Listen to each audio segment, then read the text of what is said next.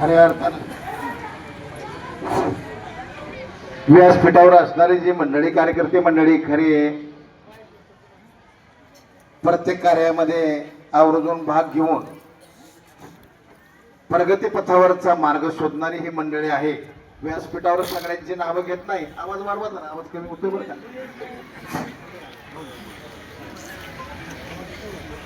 आणि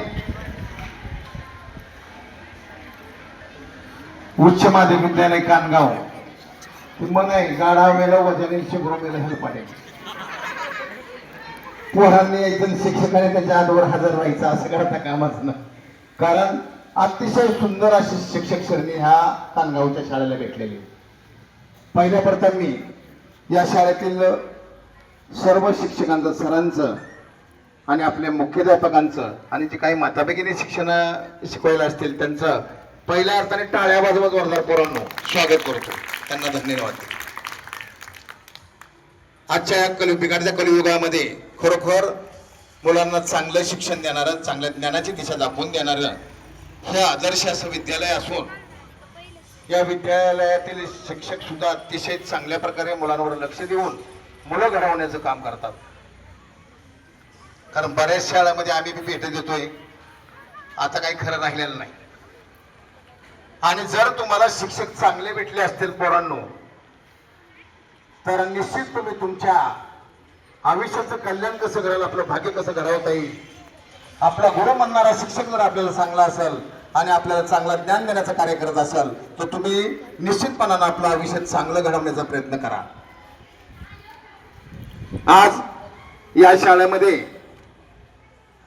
आमचे बाप्पू डॉक्टर असतील, भाऊ असतील, आमचे नाना असतील, दत्तूकाका असतील, गवळी साहेब आहेत, संजवाना आहेत, बदरगे आहेत, अनेक मंडळींची नाव घेतली. ही व्यासपीठावर मंडळी कामधंदा सोडून तुमच्याकरता लक्ष देण्याकरता या व्यासपीठावर आलेली.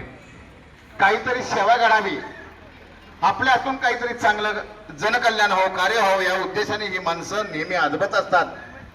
आणि आज ही लोक आपल्या शाळेमधल्या जर सरांना साथ दिली तर सर शिक्षक लोक आणखी तुम्हाला जास्त भर देऊन शिक्षण देण्याचा प्रयत्न करतील आणि आपली मुलं घडवण्याचा प्रयत्न त्या शिक्षक लोकांनी निश्चित केलेला आहे. आणि आज या वैष्णवी कुलतेचा अभिमान वाटतो की तिचा आज हा गुणगौरव समारंभ या ठिकाणी आपण आयोजित केलेला आहे, बक्षीस समारंभ आयोजित केलेला आहे. आणि असा हा गुणगौरव होत असताना हे मिळणं अतिशय भाग्याची गोष्ट आहे. आणि प्रत्येकाला भेटावं ही सर्वांनी जिद्द ठेवावी अशी मी परमेश्वर चरणी इच्छा प्राप्त करतो. रामकृष्ण हरी.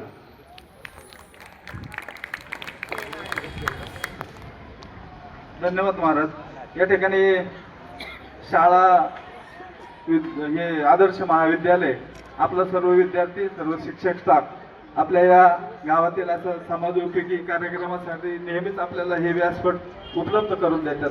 हे आपलं शाळेचं पूर्ण सहकार्य आम्हा ग्रामस्थांना असतं. आमच्या ग्रामस्थांच्या वतीने आपल्या महाविद्यालयाचा प्राचार्य राऊत साहेब यांनाही या ठिकाणी ग्रामस्थांच्या वतीने या शाळेचे नवीन शिक्षण समितीचे अध्यक्ष शिवाजीराव बदरगे यांनी राऊत सरांना चार श्रीफळ देऊन सरांचा सत्कार करावा अशी त्यांना विनंती करतो.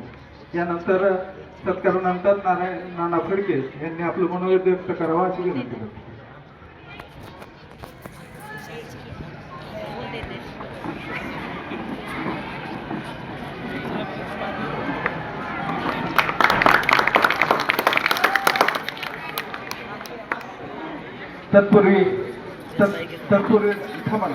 तत्पूर्वी डॉक्टर साहेब आपले दोन शब्द मनोगत व्यक्त करतील.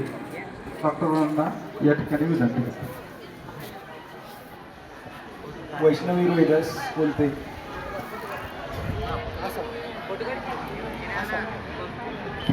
वैष्णवी रोहिदास बोलते यांना पॉवर चॅरिटेबल ट्रस्टच्या वतीने 25,000 रुपयांचा शिक्षणासाठी जो धनादेश प्राप्त झालेला आहे तर त्याबद्दल सर्वात त्या कार्यक्रमासाठी आज आपल्या कार्यक्रमाचे अध्यक्ष श्री नारायण फडके, दत्तूकाका फडके, देवा महाराज, श्री संजयजी फडके, भाऊसाहेब फडके आणि सर्वच मान्यवर या ठिकाणी उपस्थित.